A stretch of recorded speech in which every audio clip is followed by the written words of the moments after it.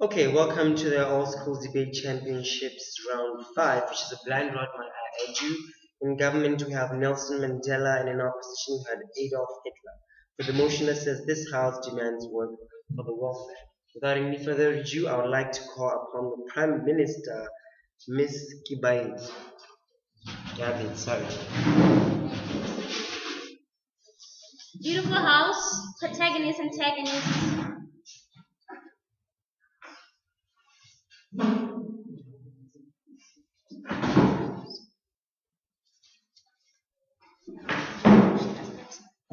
Beautiful house, protagonist, antagonist, protocol is highly observed. Now, as the first speaker from the affirmative side, I'll start out by laying out my case division. I'll be working on my FBI and my fundamentals of the case. Now, to distribute my speakers according to the work, I'll start by my deputy prime minister. He'll start by attacking the case of the opposing side and give points to support our case.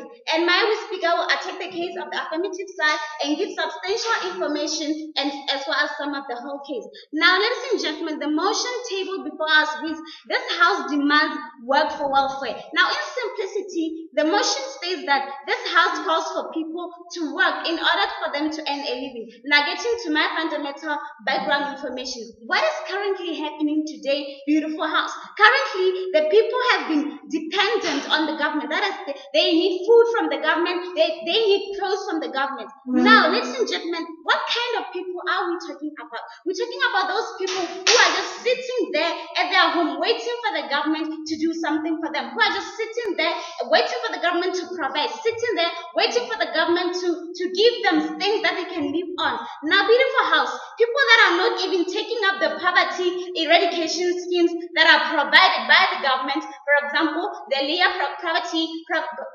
eradication scheme and the CEDA. These are able-bodied people who can do for themselves, able-bodied people that can live on something, that can fend for themselves, that can feed for themselves and make a living out of themselves. Now, ladies and gentlemen, people who are able to take care of themselves and their welfare are those that work in order to make an income. Those people that wake up every morning and sweat in order for them to have a welfare. Now, moving on, do we expect for one to be able to take care of their welfare when they're just sitting at home doing nothing, waiting for the government to make calls, waiting for the government to provide, waiting for the government to take care of their welfare when they are able-bodied, when they can do it for themselves? Obviously, it's no. For example, work for welfare is like a farmer who sows nothing but yet expect to harvest after it. Does it make sense? Not at all. Is he ever going to harvest? No, obviously no. Now, we don't expect these people to have a welfare because they're just sitting at home doing nothing, yet they are able-bodied. Ma'am, sit down. Yet they are able-bodied, they can do it for themselves. Now, moving on, ladies and gentlemen. Now, as the government, what we are saying is we are demanding for people to work for themselves in order for them to have a better living, in order for them to have a better income, in order for them to have a welfare. Now, how is our demand as the government going to be fulfilled? We are going to stop giving people food baskets. We are going to stop building houses for people. We are going to stop giving people whatever they need just because they're just sitting there waiting for us to make calls. Now, on certain grounds, I'll take you, sir. Yes, but do you realize that in this debate, the problem is not those people. The problem is actually impoverished people who need the government support.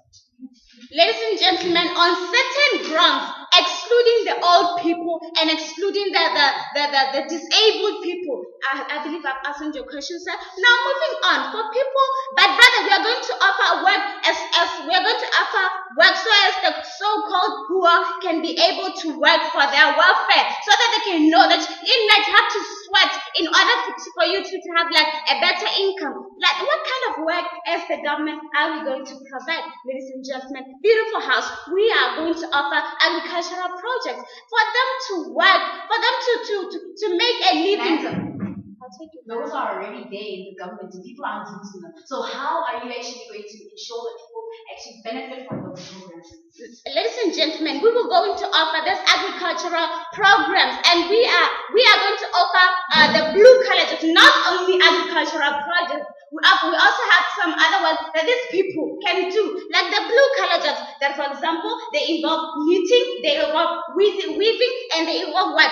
Bakering. These people can also live on these things. Not only the agricultural programs that can benefit them, but we also have the other things that they can benefit from them. Now, listen, gentlemen, why this? Why, as the government, are we to sit down? You are so disturbing. Now, why, as the government, are we gonna give and offer people this kind of jobs? Listen, that is because they have to work. They have to work, and they have to work that.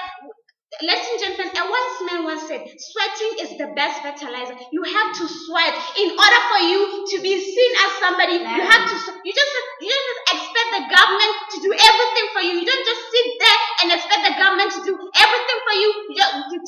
If it comes to clothing, you need the government. Food, you need the government. Shelter, you need the government. What kind of people are we raising? What kind of a nation are we raising? I was saying that in the next coming years, we're going to just, providing everything for people. Now, what's the purpose of education if you're going to just feed people, give people clothes, give them shelter? If there's anybody who needs this, we go run to them and give them what they need. Ladies and gentlemen, are we being realistic? Are we saying that is this the right path to go? Obviously, absolutely not. Now remember, the most poor people, these people that you're talking about, are the ones, most of them are uneducated.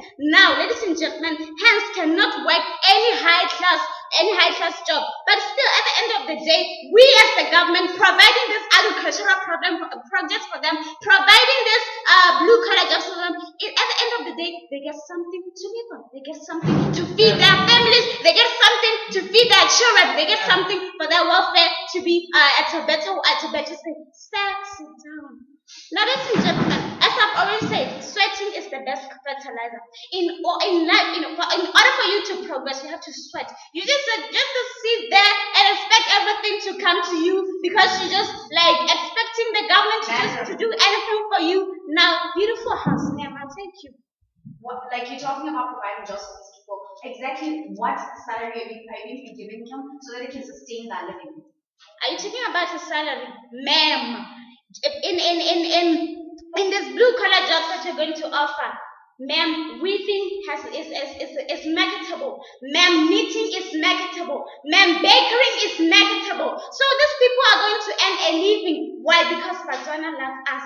Botswana love arts, crafts. Botswana, there are so many things that these people can like buy from these people. We as the community will be able to like buy from these bakeries, buy this weaving work, and buy this knitting work. Ladies and gentlemen, are we all that beautiful house? I believe that I'll walk out and evaporate from its podium. Still, you and I dancing the whole that same tune. Ladies and gentlemen, my team and I still stand firm and say thumbs up to the motion.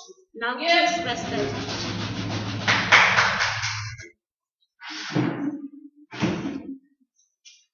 Right. We thank the Prime Minister. We'd like now to call Mr. Munai. Yeah.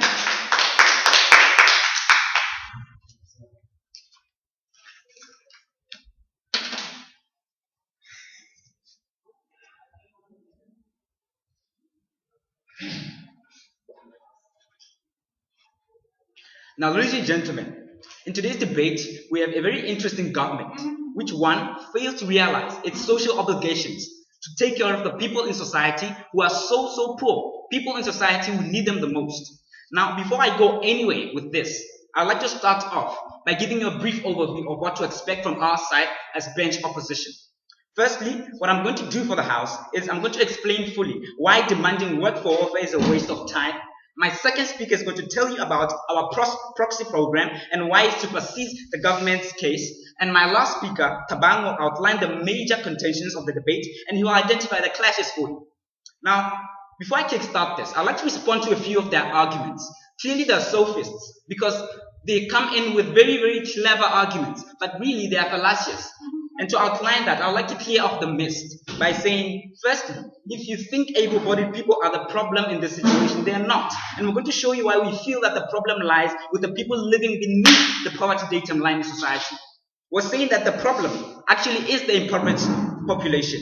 And they told us that the kind of work they're going to provide is the agricultural projects, weaving, articulators, weaving programs, and whatnot. But as opposition, we're posing questions. We're saying, if at all you're going to stop giving people houses, you're going to stop giving them food baskets and whatnot, what exactly is the incentive? What is the motive there? Because you're not solving any problem. You still have people who need in society, and such people themselves are going to be ignored. Now, they spoke of how themselves, human resource development, they made the concept of human resource development. It's wonderful how you realize that poor people actually are the least educated in society. It's a nice assumption that you brought to the table. And we're going to use that to detriment your case. We want to show you that such people are the people the government has to protect. Such people are the people the government needs to give attention to. Now, why is demanding work for welfare a waste of time, ladies and gentlemen? Firstly, as branch opposition, we strongly feel that citizens will develop a dependency syndrome. You still have failed to address that issue in today's debate. What we're saying is, if you including even the able-bodied people you're mentioning, if you cannot, the thing is, as a government, you cannot force people to work. That's one.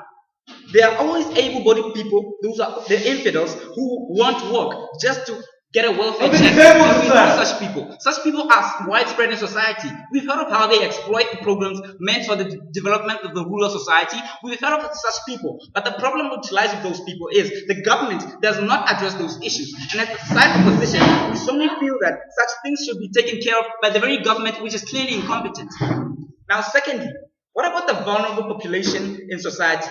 Look at the poor people. Look at the young under 18s. Look at disabled people. You spoke of how white-collar jobs are going to be given out. But the problem with that is you cannot expect a disabled person to work a white-collar job and start doing manual labor. And as a government, we feel that you're incompetent in that case. We want to disprove your case by showing you that if at all you're going to demand work for welfare, how exactly is it going to be incorporated? What is your implementation strategy? You still haven't applied that to this point. We still expect that from you, but you haven't given that to us. Now, we'll like to move on to show you that as a government, as an opposition, we're challenging even their own definition of welfare. They didn't give us a basic outline. What we're saying is welfare is actually provisioned by the government to the underprivileged. And as such, we feel that the people living under the poverty datum line are the ones who deserve the attention in today's debate, and not necessarily the able-bodied people. And now, we ask the question. The question is, what about the disabled people? If you're all advocating for this manual, blue-collar jobs that you're saying are going to work, how exactly are they going to work for someone who's on a wheelchair? How exactly is agricultural projects, which are clearly in program and are not working, but Botswana are not even using them to start with? How are they going to work? And there's another statement that I would like to pose to side government. To this point, they failed to give us a basic perspective, an overview. We're saying the government is ignoring its responsibility to take care of the vulnerable members of society. And as a government, we've suggested this. Let's lose welfare and stop trying to improve it by getting people to work for it. Because if at all you give people an incentive, you say work for your welfare, then you say, okay, welfare is fine. You need to keep providing for people. Now, as a government, that's unsustainable because it's like putting money in a pocket, in a bunch. It's like putting money in a sack with holes. And if you do that as a government, you lose out. It's not sustainable. Now, basically, what we're saying as side opposition is, our stance is lose welfare and stop trying to improve it by getting people to work for it. Because you're going to motivate people to want more and more welfare, including the able-bodied people, which you've misinterpreted in today's debate.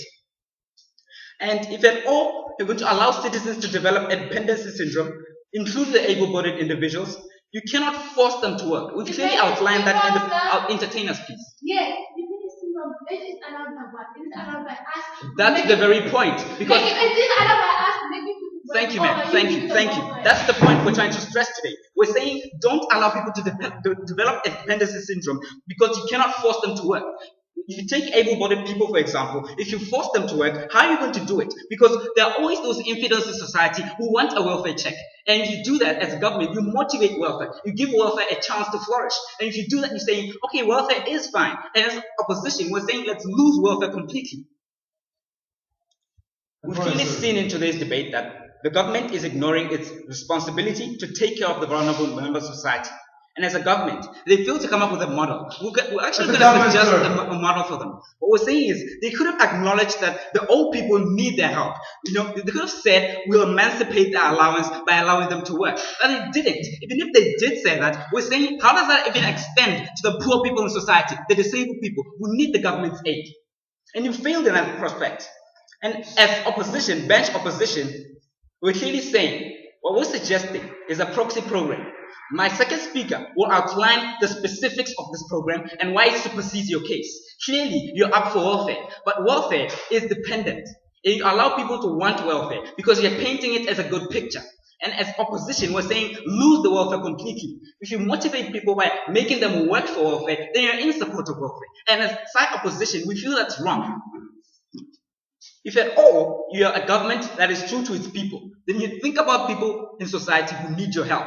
You still fail to address the old people in society. You still fail to address the disabled people under 18s. You still failed in that prospect. And as side opposition, we're actually going to simulate a few more of your points. What have I done for the House? I came here. I gave you a clear stance. Our stance is, let's lose welfare and stop trying to improve it as the government is trying to do. Because you're getting people to work for it, you incentivize welfare. And as bench opposition, we're saying, here's our stance. Why demand work for welfare? Because it's pointless. I've shown you, as the House at large, that demanding work for welfare is a waste of time. I came up with 3 main points. I told you how citizens will develop a dependency syndrome, and I told you what about the vulnerable population society, which actually does need your aid as a government. And thirdly, I highlighted that the government is ignoring its responsibility to take care of the vulnerable member society. I spoke about disabled people, and we clearly outlined that the government is going to fail in whatever prospects it has. And I also came here and I outlined the cases of my bench. I told you that my second speaker will tell you about our proxy program, which is going to work, and my final speaker, Tabang, will outline the major contentions and identify the clashes. So, ladies and gentlemen, thank you so much.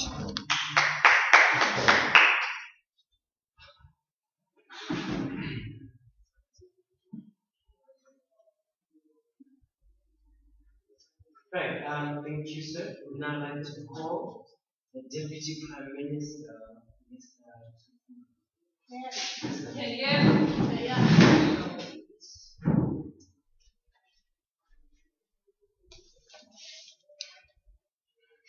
Mr. Speaker, we are the government that takes care of its own people. Mr. Speaker, we cannot be deceived by those people who doesn't understand anything about controlling the country, Mr. Speaker. In that case, I say, Mr. Speaker, we are going to demand work for welfare. And in this case, they came here and said that we are not doing our responsibilities. Is it the responsibility of the government to take care of lazy people, Mr. Speaker? I believe we don't take care of lazy people, Mr. Speaker. It is not everyone in this country, Mr. Speaker, who is poor, Mr. Speaker, but some of them, Mr. Speaker, are just there in the streets, Mr. Speaker, doing bad things, Mr. Speaker, pretending that they are far much good enough to steal, Mr. Speaker, while they are educated, Mr. Speaker. And are you saying we should not demand work for welfare? Are we saying we should take care of those people, Mr. Speaker, who have turned themselves into criminals while they have those abilities of having or establishing their small shops, Mr. Speaker, so that they can earn money, Mr. Speaker, not relying on the government. Mr. Speaker, I believe that we have to demand work for welfare. Mr. Speaker, I thank the team opposition for realizing that the disabled, they have something that they can share with us. The disabled, nowadays we can see someone without a hand here teaching, Mr. Speaker. Mr. Speaker, are we saying that we should avoid those things, Mr. Speaker? Just because someone is disabled, I believe we don't have to avoid that, Mr. Speaker. And I believe that point, Mr. Speaker, is null and void, Mr. Speaker, for not demanding work for welfare. Now, Mr. Speaker, allow me here to base my debate on 3 exactly four issues, Mr. Speaker: the efficiency of demanding work for welfare, the economy, how the economy will be affected by this, the social effects, and the effects of not demanding work for welfare, Mr. Speaker. First of all, allow me, Mr. Speaker, sit down. First of all, allow me, Mr. Speaker, to take this case under effects of not demanding work for welfare, Mr. Speaker, here. What are the effects here? Poverty, Mr. Speaker. Many people, because we have those people who say, we say that they are poor. Some of them, they can do certain things, Mr. Speaker. Just like knowing that those people, they have the ability to cook, Mr. Speaker. That is why my first speaker came here and said that let them to go and make those small shops, make those bakeries, Mr. Speaker, so they can earn money. Not the government relying, always giving them what they want, Mr. Speaker. And in this case, I believe that we have to demand work welfare so that we can avoid poverty, Mr. Speaker. And these people will rely on the government, and we have to reduce that burden from the government. And in this case, so they have to work to gain that welfare, Mr. Speaker, so that even the government can help them while it sees that they are doing something for themselves. They are not relying on the government. As I have said, I will say that we know that some countries, just like Botswana, have those principles of self-reliant, not relying on other people, Mr. Speaker. And allow me to move on, Mr. Speaker. Yes. Yes, you continue to speak about how it caters for other people, but you just said in your speech that some of them are poor. Then how about those who cannot do anything? So poor that they're even disabled to an extent. Mr. Speaker, back in the days, we know that people were poor, but there is that little thing that they can do. And in that case, because that they feel that they are poor, because that the government is providing for them, they become lazy and they will want the government to always provide for them. And I believe there is something, that little something can make a change, Mr. Speaker. That point is null and void. Mr. Speaker, allow me to move on to the social effects. If we demand work for welfare, the government will reduce the cost that it takes care of people, different families, Mr. Speaker.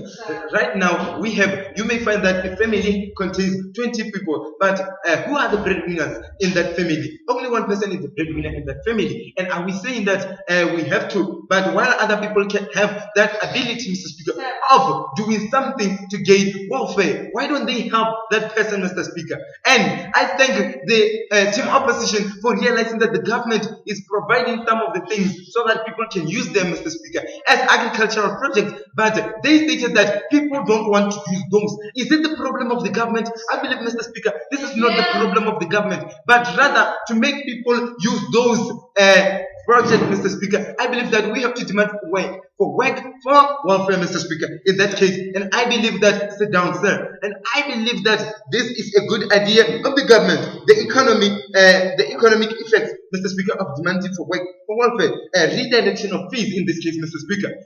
If they work for themselves, Mr. Speaker, they will be able to gain welfare, Mr. Speaker. And the government, the money that is using in feeding them, Mr. Speaker, go away, ma'am. In feeding them, Mr. Speaker, I believe that it will be the money that can be used in some things, Mr. Speaker, which will improve their life rather than taking care of them, feeding them, buying milk for them, even buying blankets for them, while they can still do something, Mr. Speaker. And in that case, I believe that we have to demand work for welfare, Mr. Speaker.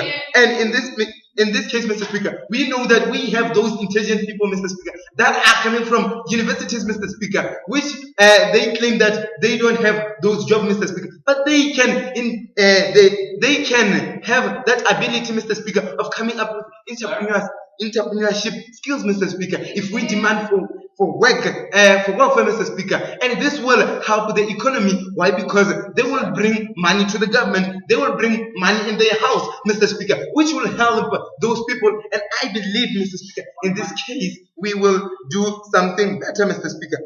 Now, Mr. Speaker, I believe that the efficiency, looking at the efficiency part of this, Mr. Speaker, encourages cooperation, Mr. Speaker, between people. The skills will be shared, Mr. Speaker. If someone is unable to walk, Mr. Speaker, that person will be able, but that person doesn't show that won't talk, Mr. Speaker. They can sit here and say to their children that, my child, you can do this to earn money. My child, you can do this to earn money, Mr. Speaker. And at the end, those children will take those advices, Mr. Speaker, and work for their welfare, Mr. Speaker. And I believe this is the good part of encouraging work for welfare. Now, moving on, it will build self-independence, Mr. Speaker. They will no longer depend on the government, Mr. Speaker, because which is a good thing, Mr. Speaker, and it reduces the burden from the government, Mr. Speaker. That is why we say we have to demand for work for welfare, Mr. Speaker. This will reduce laziness, Mr. Speaker, on people, Mr. Speaker. Some people are sitting down there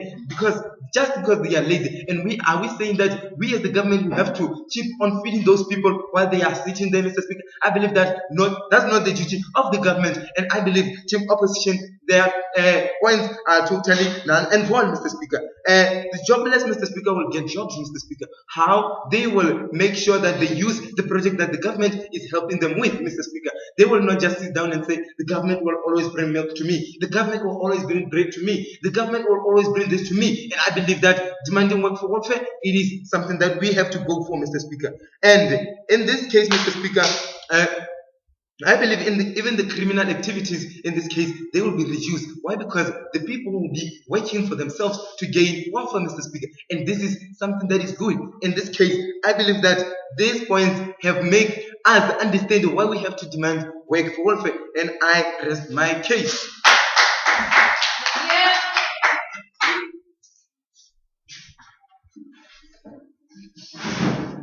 Right, thank you. Would now like to call the Deputy Prime Minister.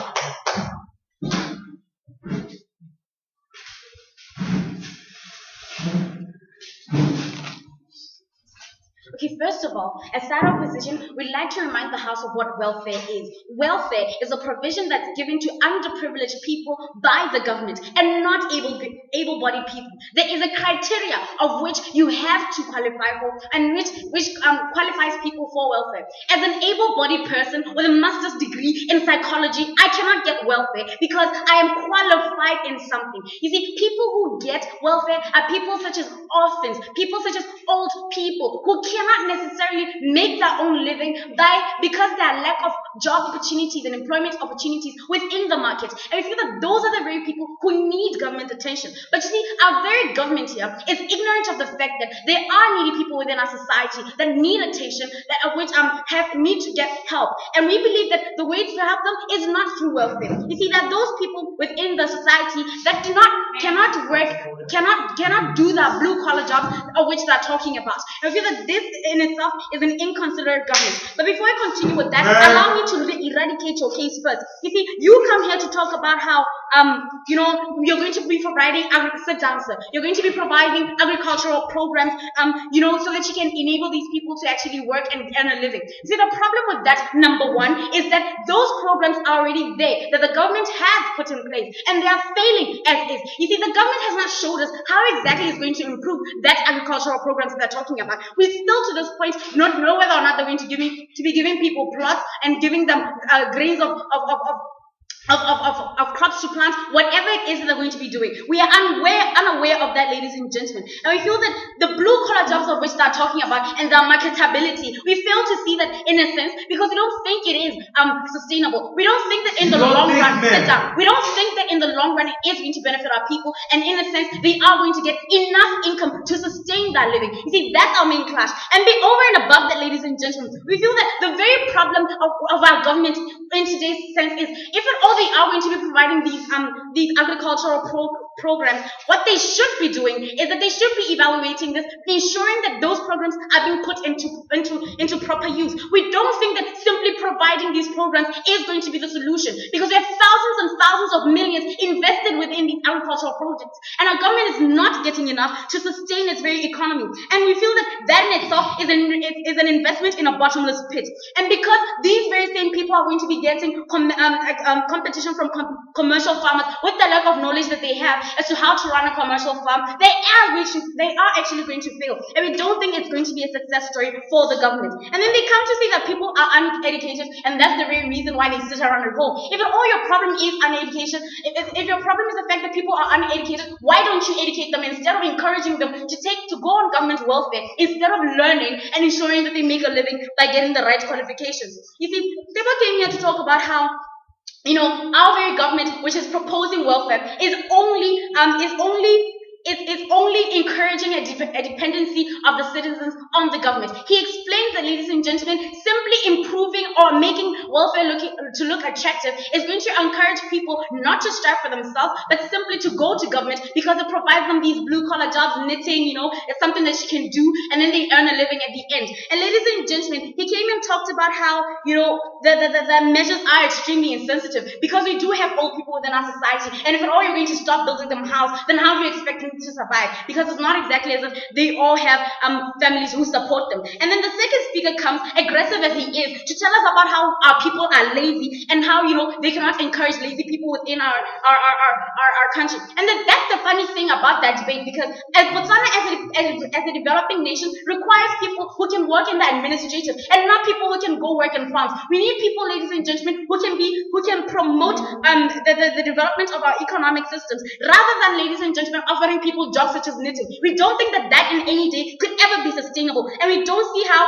they're encouraging that is actually positive. And in fact, talking about lazy people are the very people who go on welfare because they feel that the government has a responsibility to provide for them. You see, welfare, encouraging it, does not do any change towards people's attitudes on depending on the government for their living.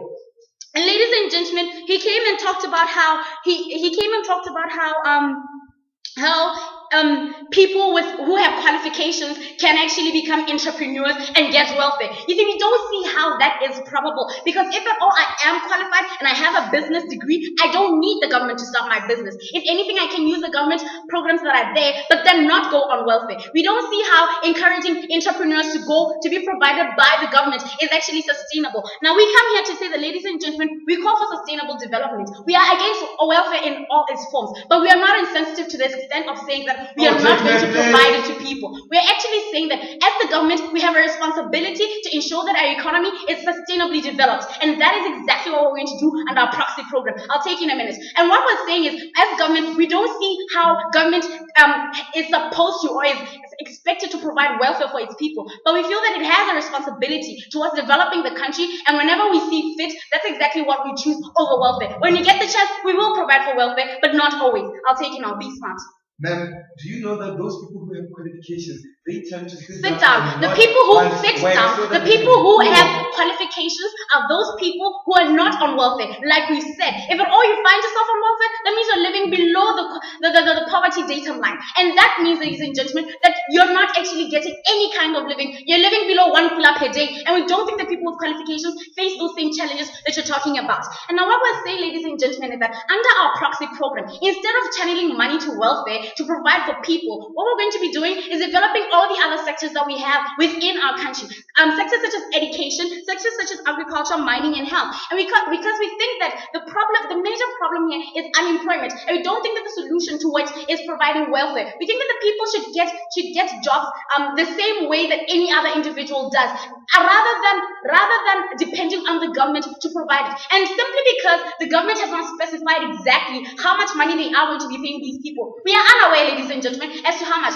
Even are they going to be increasing the welfare? Because that even makes it look more attractive. Rather, what we are going to be doing is we're going to be charging people as according to their abilities. We think that if at all we do improve all other sectors, we don't need to provide for welfare because people can actually go to those different sectors and work for them. We don't see how, ladies and gentlemen, any of their suggestions are sustainable. Rather, ours are sustainable because in tomorrow's future, we will have a fully fledged economic system that functions properly without any losses from welfare. Now, what have we done for you, ladies and gentlemen, as side affirmative, as side of opposition? We have showed you how, ladies and gentlemen, providing welfare is more detrimental towards a society than, ladies and gentlemen, provide other solutions. We've shown you how able-bodied people are not the people who are going to be dependent on the government, but rather people who need the government to provide for it.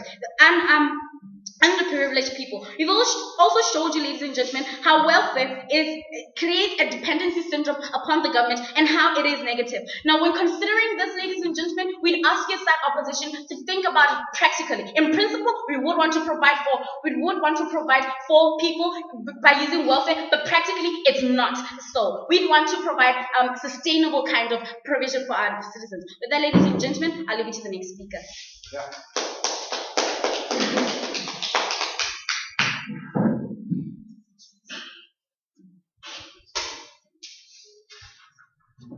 But the House thinks that this is achieved the wrong position, and I'd like to have the government with.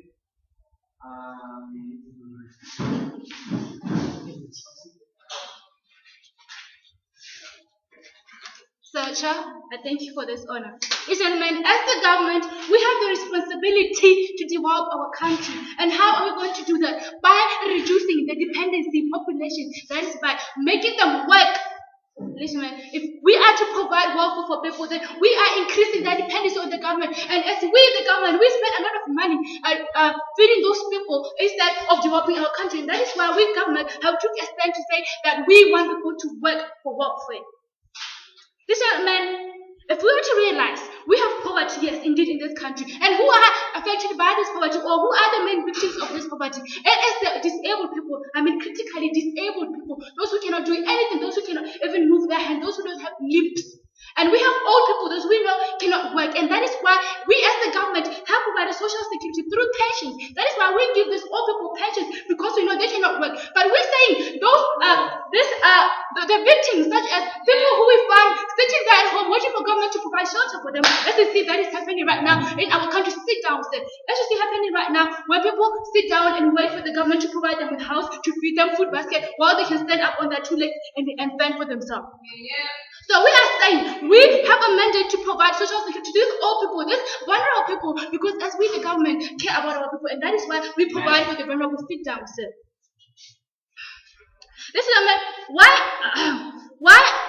are the government programs, as they say we already have government programs. Why are they failing these programs? It is because people are lazy to work towards them. It is because people have the attitude because they want to be fed. It is because people want to sit down and let the government take care of them. But this program, if people have the vision, to develop our country, they will take them and see that the government is really trying to develop this country through giving them this program so they can use to betterment their life. And therefore, if we are to promote welfare to people, then people will sit down and wait for the government and not take lead to this government programs. Sit down, I'm still talking.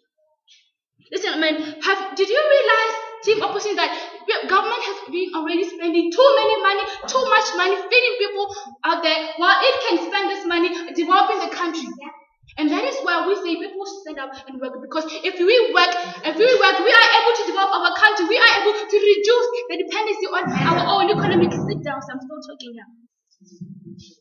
So, Speaker, as I was asked to say, as my fellow colleagues here stated, that we, the government, have initiatives such as knitting, such as blue-collar jobs, and even, ladies and gentlemen, we provide training for those uneducated people who we know cannot work because they don't have skills. We provide skills through our programs such as DITA, as the layer. They provide skills to people how to run their business, and therefore in the future their business become progressive, and therefore they do not have to depend on government welfare, but they have to work to make a living. I'll take it. Yes, are you still blind to the fact that social security pension funds are actually a form of welfare because you're providing to all people? Listen, opposition came here and accused us for not caring about other people, and we said because they are vulnerable, because they cannot work, that is why we are giving them pension. So please do not take our poor grandmothers and debate on why we are giving them money, because they cannot provide, and that is why we are giving. Now we are talking about this other dependency population, which have legs to work, which have everything in at their hand to stand up and work, and only because they are reluctant to development, they cannot stand up and work for themselves. So please, before I waste my time on rebutting this opposition that is totally so sad, that if they were to be given government, we would certainly nurturing a potato couch generation. Listen, why do we demand for work?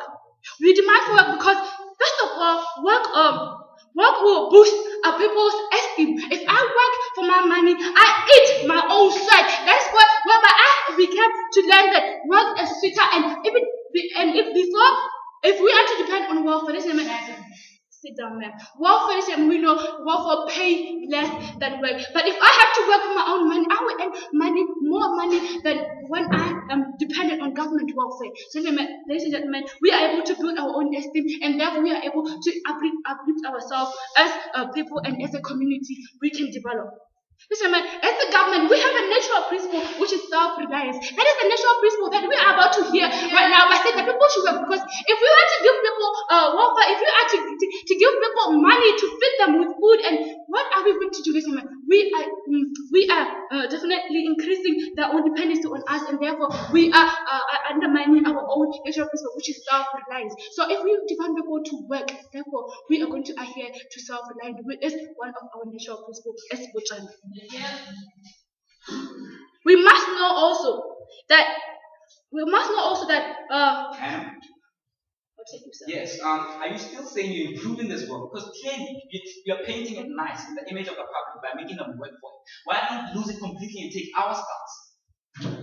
Man, we say we are not improving the welfare, or we are not, but we say we want people to work. We demand work rather than people to depend on welfare. If people work, therefore they won't need. Let's sit down. If people work, there will be no need for them to get welfare for the government because they're already earning. So that's why we say we should work, because when we work, we don't need welfare from the government. But obviously, when welfare we provide it to those people who are vulnerable, who you are so concerned that we are not providing for, even though we do provide for them. So please, listen, man. If we promote work, people are able to acquire skills. People are able to become educated on blue collar jobs, and they are able to get skills and improve their lives. That is what work does to people. Work boosts somebody's esteem. Work gives them that reason of being, because you are able to wake up in the morning and go to the job, and then you are able to sit there and say, government provide for me blankets, government provide for me food, government don't me shelter. I am so poor. But you can say, okay, I can provide for myself, and I can sleep in this house knowing that I have built it my own self, and that will boost my self-esteem as a human. Madam, sit down. So, that is why we are against welfare, and therefore we prefer our own people to work, because we do not want to raise or groom a very dependent population, a very dependent nation. We want a nation that can stand out in the market and sweat in other countries so that they can provide for their own family. We want a country that not only one person can become a breadwinner, or the family can just sit down and say the government shall provide, when people to stand out there and work for themselves. Listen, what is the effect of demanding work on welfare? This is why we want to justify our case socially, economically, and politically. If we demand people to work, that's socially, we are able to uplift their status in the family, because they will be able to work themselves up there to a very better lifestyle, and that is why it is socially justified. And in the economical justification, if we are to demand work, we are able to develop our country. We are able to reduce and cut down costs, which we are already using on spending people on welfare, on feeding people who are eligible to working and earning their own money. So that is what we say it is economically justified, by that we were able to develop as a country.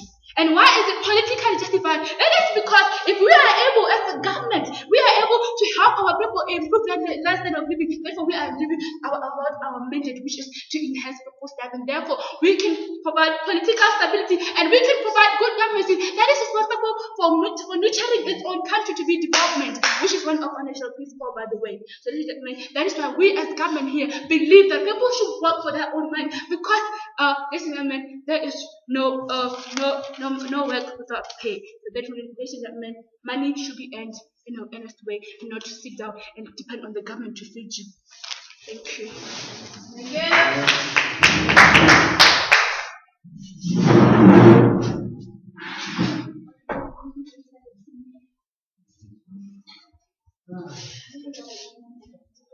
Yes, thank you, ma'am. We now like to have the opposition group.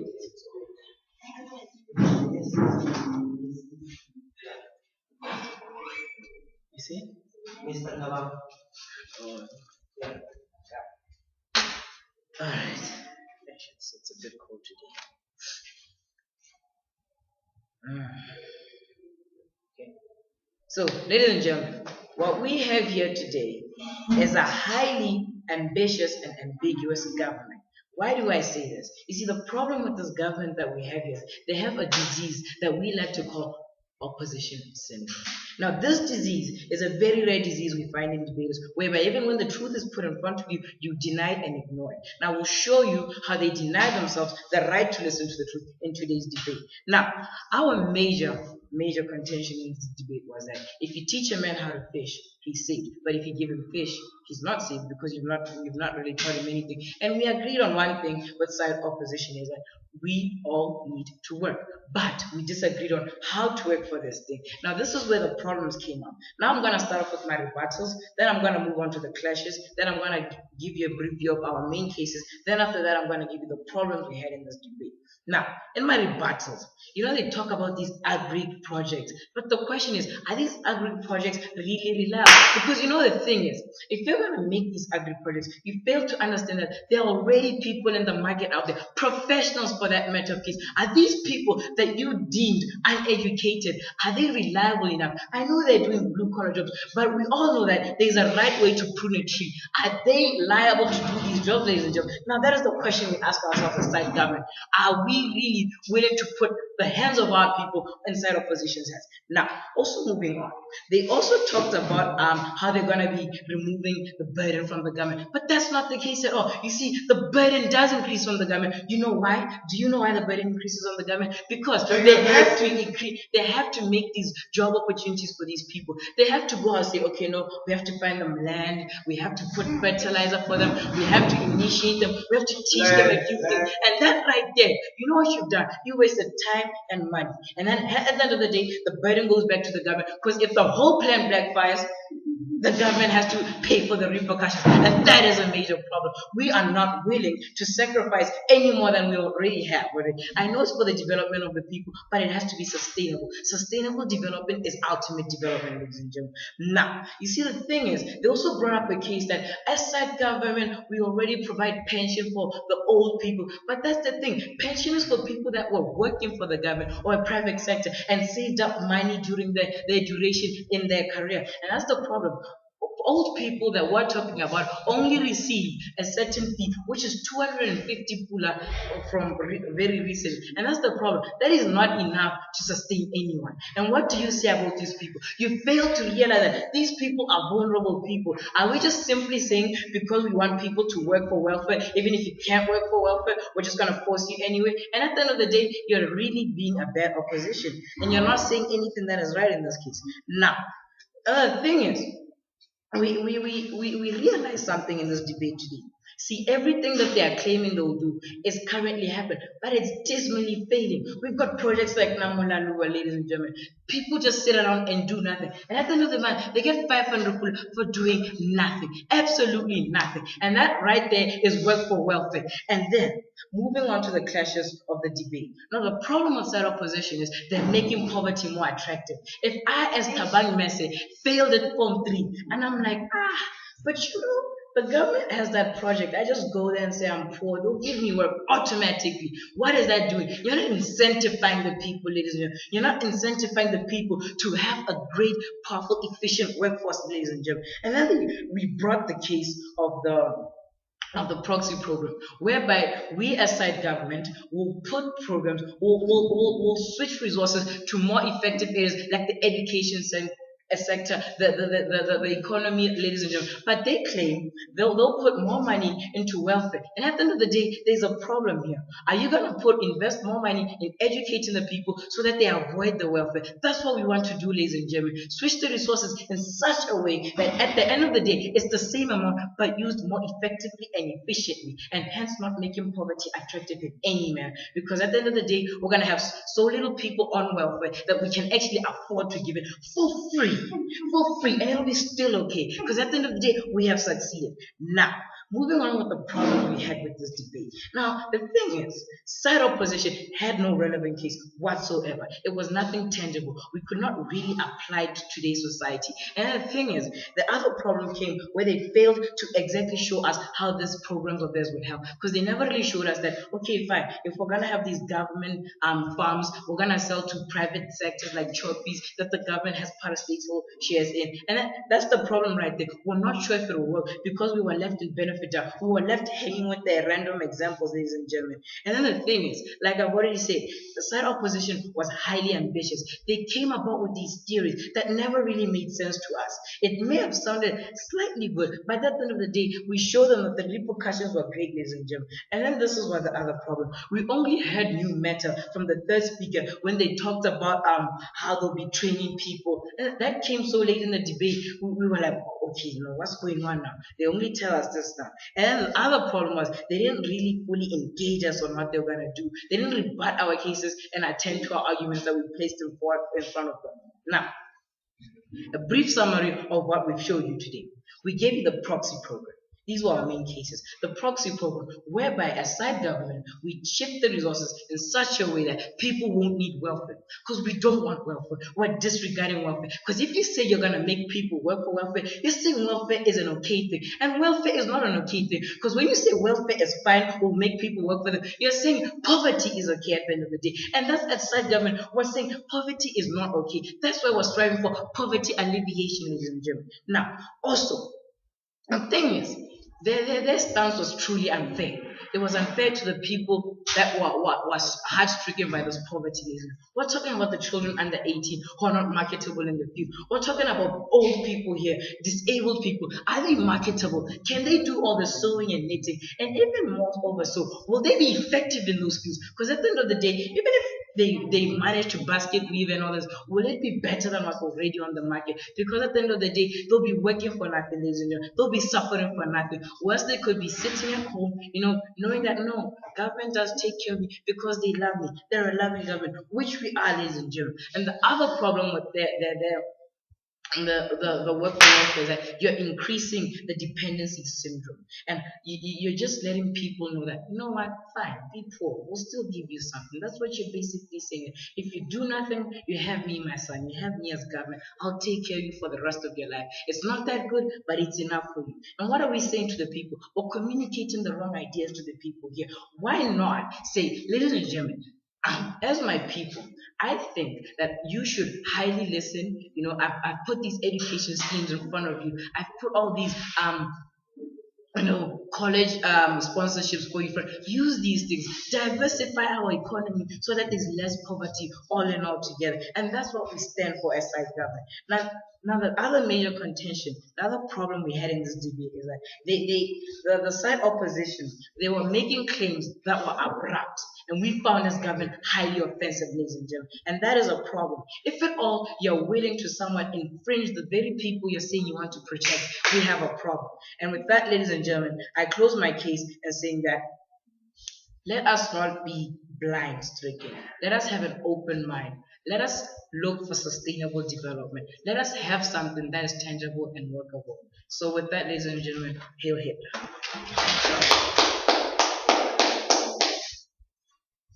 Right, thank you.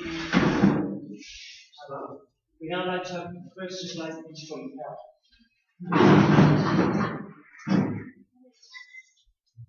Just a quick reminder, you get 4 minutes to each. And the third minute, I'm going to have 1 minute.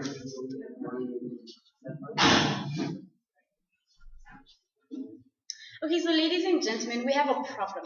There are people within our society who depend on us as government to provide for them through welfare. This has proven to be a problem more than a solution, because we have people lying around, sitting at their houses, doing absolutely nothing because they want to get something from the government. We all agree on that as side government and opposition. Our problem now comes on addressing the situation. Side government says, let's provide more welfare. Let's improve it by demanding work for it. And we as side opposition say, let's not give welfare. It's not important. We feel that is a problem within today's society. So let us come up with a solution that will curb the need for welfare within our society. So they come and say that, you know what, we are going to provide work for welfare because we believe that it's going to stop the dependency on government. And we said, okay, fine. Then prove to us how exactly it's going to do,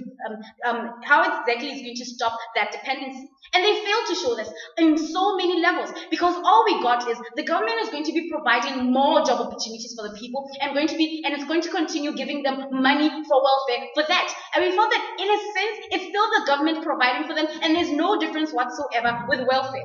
And we said that in itself, the very job opportunities they're offering, such as the blue-collar jobs and knitting, are not sustainable for our economy. We cannot continue investing in something that's going to yield so little for our economy and say that it is sustainable for development.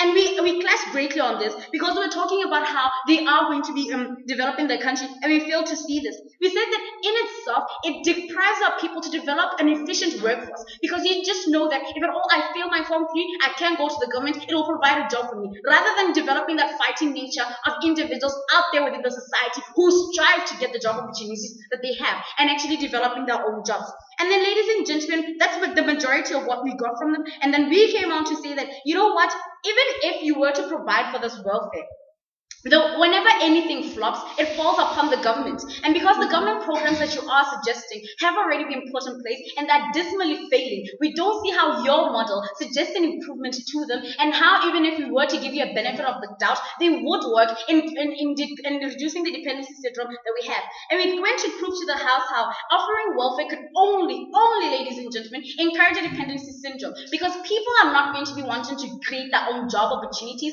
by creating their businesses and such, but rather they want to go to the government as a solution, the one and only solution. And we don't think that is acceptable in today's society. We think that if at all you do feel capable of doing anything, you should be able to stand up on your own two feet and do it without the assistance of the government. But providing that assistance as readily with open hands encourages more and more people to go for welfare, even people who are able-bodied. And we feel that that is a major problem in today's debate.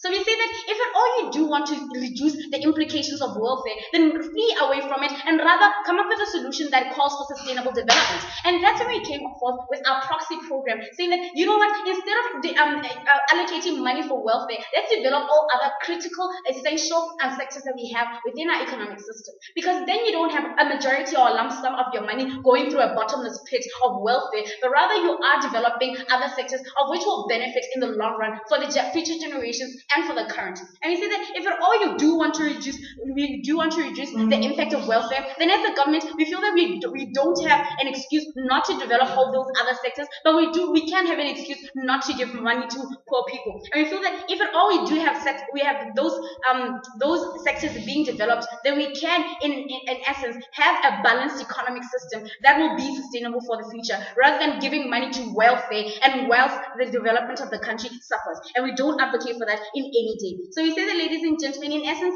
our policy or our model creates for a better improvement of the development system of our development, and it is more sustainable versus providing work for welfare. With that, ladies and gentlemen, we thank you.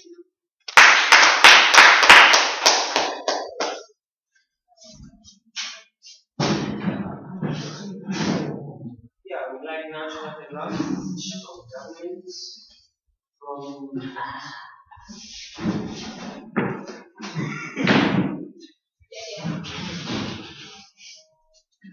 Mr. Speaker, thank you for giving me this opportunity again. We were debating the motion that reads, "This House demands work for welfare," and our simplicity was that this House calls for people to work in order to earn a living, Mr. Speaker. And bear with me when I say to earn a living. And we have been able to find 9 clashes in this debate, Mr. Speaker, which I believe make sure that the debate lies on side government, Mr. Speaker. And in this case, my first slash, Mr. Speaker, with side opposition is they came here and said that the existing projects that the government is giving to people, Mr. Speaker, are not working, Mr. Speaker. But we proved that those projects, Mr. Speaker, we are going to work because we will be demanding work for people to earn their living, Mr. Speaker. And if we do that, that shows that they will go for those projects, Mr. Speaker, and that will make them those projects work, Mr. Speaker, which shows that this point proves that the debate lies on side government. And they said again that If we have to demand work for welfare, we don't have to help people, Mr. Speaker.